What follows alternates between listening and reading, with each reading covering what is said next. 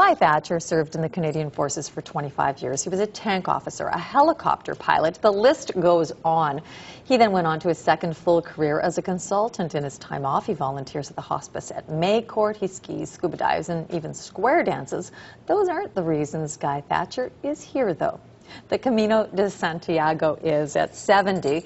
Guy had a compulsion to walk it. He outlines how he relearned life's lessons on this 800-kilometer Spanish pilgrimage route.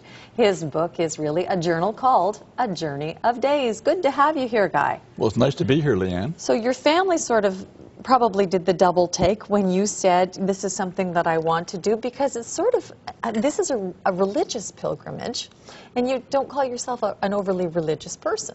Yeah, it is still a religious pilgrimage for some people, but I think for the vast majority it's more a spiritual pilgrimage rather than overtly religious, and that's what it was for me. And what should we know about this trail? I mean, we know it's very long and arduous in many places, as we learned through the book. It has its moments. It's about 1,000 years old. As you can see on the map here, it runs, I walked it from Pamplona to Santiago, which is about 700 kilometers. To give you perspective on that, that's the distance from, say, Ottawa to New York City. So that's a long walk if you just put it in those terms. No, you did break in those hiking boots, though, long in advance. You knew what you were in for. You trained for it. What made you want to do it? I had a compulsion to do it. Two of the things that I know that were pushing me, one was to see if I could still physically do it at my age. The second one was to see the psychological impact of walking alone for 5 weeks. And the third one was to see if there were any spiritual overtones to it. Well, you mentioned something interesting before we get to the spiritual overtones, alone. People were willing to go with you, and you had many people who sort of offered and said that they would like to go, and you said no.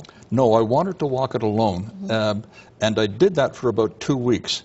Then I ended up making new friends. Making new friends, and there was a young German woman who asked me if she could walk with me for a while today, and I said yes, and we ended up walking together for 3 weeks. A week after that, a young German guy from a different city asked if he could walk with me, and a few days after that, a second German woman, also young, they were all younger than my youngest child, wanted to walk with me. And so we ended up walking with 4 of us. And you are a dad, and you became a grandfather while you were on the trek, actually. I did, and I found that out. Actually, I called Carol. Your wife of almost 50 years, my wife of 49 years that day, when I was laid up one day with shin splints, and I called her, and she said, happy anniversary, Grandpa, because the baby had been born. First grandchild had been born the day before. So at the morning of that day was one of the lows, because I thought I had just doomed myself with a really bad leg. And the next day, the afternoon was wonderful, because I talked to Carol, we had a grandchild, I was enjoying this wonderful garden in the place where I'd ended up. We have very little time, and essentially we joked that we were going to be covering about 200 kilometers per minute in this interview.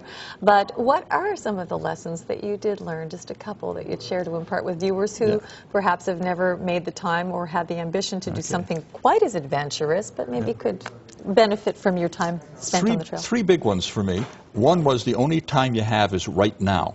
This is the only real time there is. The second one was that the journey is the inspiration, not the destination. And the third one is the incredible importance of relationships. I had relationships with the people that I walked with. People talk about, in the book, there's 3 love stories. One is the love story of me with northern Spain, where I'd never been before. The second one is the love story of the people that I was with and the people that I met. And the third love story was with my love for my wife, to whom I dedicated the book, and to whom and with whom I thought about a lot while I was walking. Sometimes the time apart is very healthy, isn't it? Sometimes it is. Congratulations to you, Guy, and the book is called A Journey of Days. Well, thank you, Leanne. Appreciate it. Thanks now to all of you for calling in for those two.